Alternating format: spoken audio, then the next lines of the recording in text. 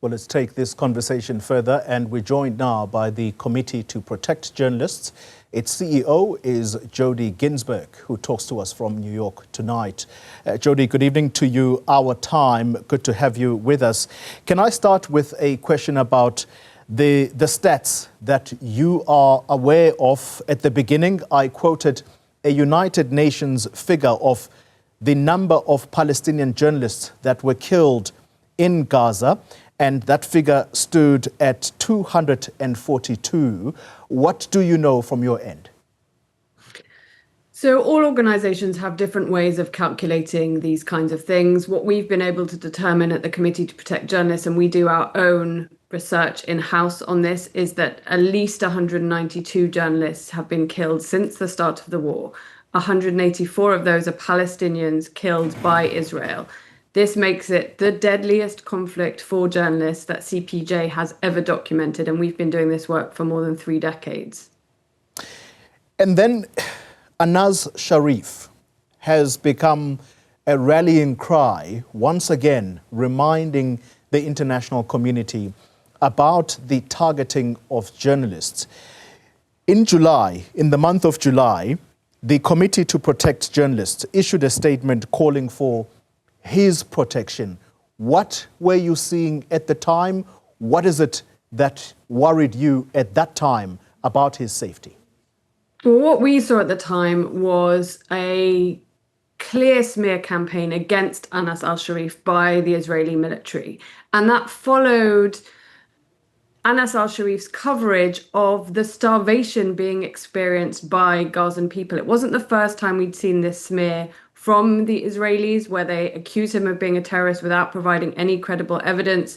But it was clear that these smears resurfaced very shortly after these reports that helped gain the starvation of Gazans international condemnation and international coverage. And it's no coincidence, I think, that we saw these kinds of accusations being leveled at Anas just after his reporting. It's something that we are very familiar with. This is not the first time this has happened. This is not the first time in the war that Israel has accused journalists without credible evidence of being terrorists, to justify, in many cases, targeting them. But it did this in the years prior. It certainly in the several decades prior, it had a habit of doing this. It's a systemic pattern. And one of the things that we were very concerned about was that these smears were setting up Anas al-Sharif for assassination. And of course, that's what happened. And it was extraordinary when I listened to the IDF spokesperson talking to one of the international channels, saying that they have evidence, they have intelligence, as he put it, that made Anas Sharif, in their eyes, a Hamas terrorist. Do you believe that kind of that kind of statement from the Israeli Defense Force, and what evidence have they put forward since the killing of this man? Well, firstly, of course, no one has been able to independently verify the evidence that the Israelis have produced. They produced documentation which they published on X, formerly Twitter, that they say shows that Anas al-Sharif was in the pay of Hamas up until 2023. Nothing that they have produced shows any proof that he was an active militant, which would be the condition under which it would be acceptable under international humanitarian law for him to be targeted. But what I think is really important to understand is it was not just Anas al-Sharif who was targeted in this killing. It was 5 other journalists who were sheltering, who were working in a tent for journalists at the same time. And Israel hasn't even attempted to justify those killings. Journalists are civilians. They must never be targeted in war, and to do so is a war crime. As we taper down our conversation, Israel has had a difficult relationship, to put it mildly, with the organization that employed Anas al-Sharif, that's Al Jazeera. In fact, as we speak, they are banned from reporting in Israel. Could that have contributed to this kind of hostility towards Al Jazeera journalists?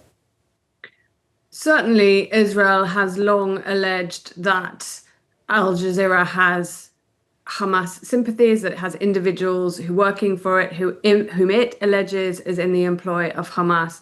Al Jazeera is one of the few international organizations with staff on the ground inside Gaza, one of the few organizations able to report on what is happening inside Gaza. Because, of course, remember, no international journalist has been allowed in independently since the start of the war. We are reliant on organizations like Al Jazeera and all Gazan journalists for all of our information about what's happening inside Gaza.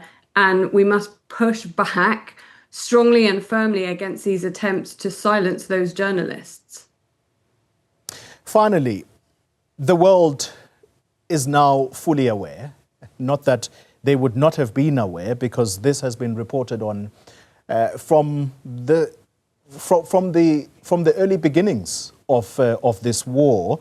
Your organization says 192 journalists have been killed, while the UN says 242. Whichever way you look at it, this is a massive number of media workers that have been targeted in this way.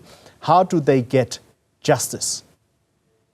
It's very difficult at the moment to see how these journalists can get justice. The reaction of the international community, the reaction even of our journalistic peers, has been weak at best up until this point. We need to speak with one voice in defense of our colleagues in Gaza as journalists, and we need to do more to put pressure on international governments to hold Israel to account. This cannot be accepted and this cannot go on. Jodie Ginsberg, thank you very much for your time. CEO of the Committee to Protect Journalists. A very, very worrying development indeed.